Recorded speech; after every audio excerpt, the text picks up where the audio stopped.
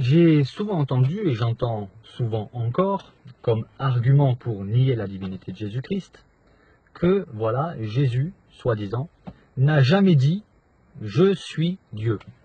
Certains voudraient que Jésus dise clairement « Je suis Dieu ».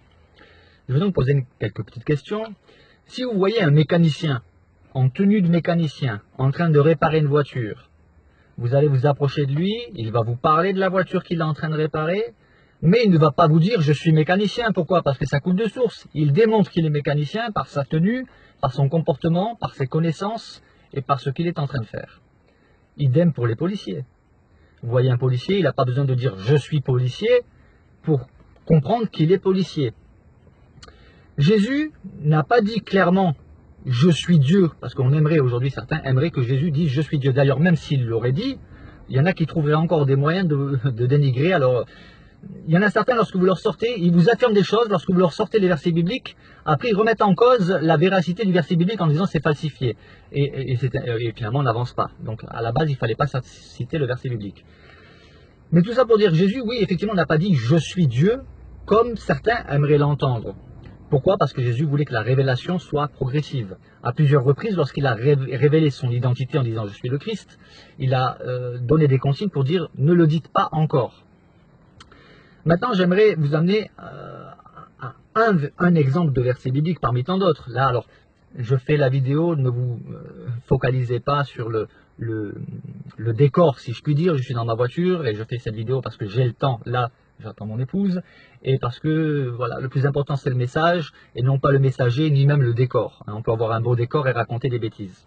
Voilà pour la petite parenthèse. Je vais vous citer un verset, enfin deux versets, dans Jean 5, les versets 21 à 23. Parce que Jésus a manifesté qu'il était Dieu.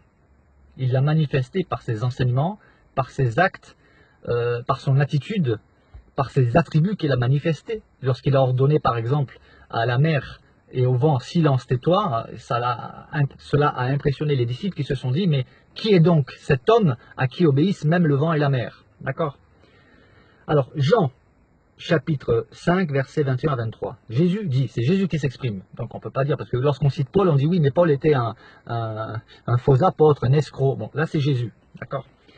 Jésus a dit, le Père ne juge personne, mais il a remis tout jugement au Fils.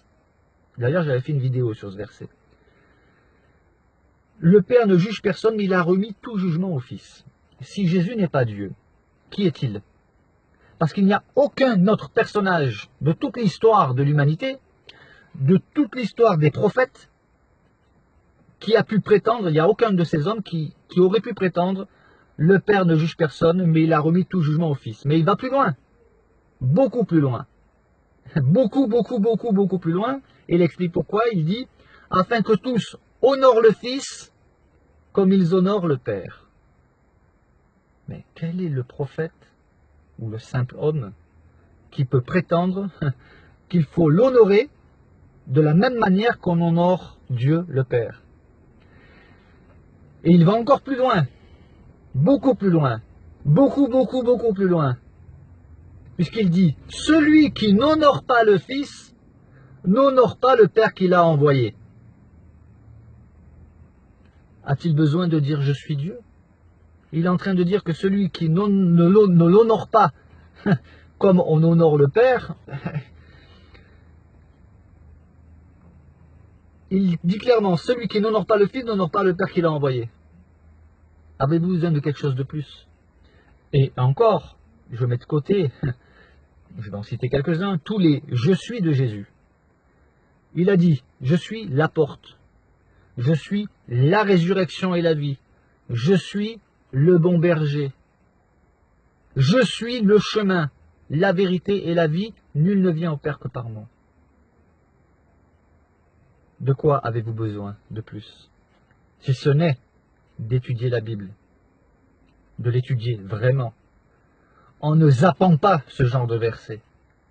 Maintenant, s'il y en a qui veulent relever le défi de m'expliquer qu'est-ce que Jésus a voulu dire là, libre à vous de faire des vidéos.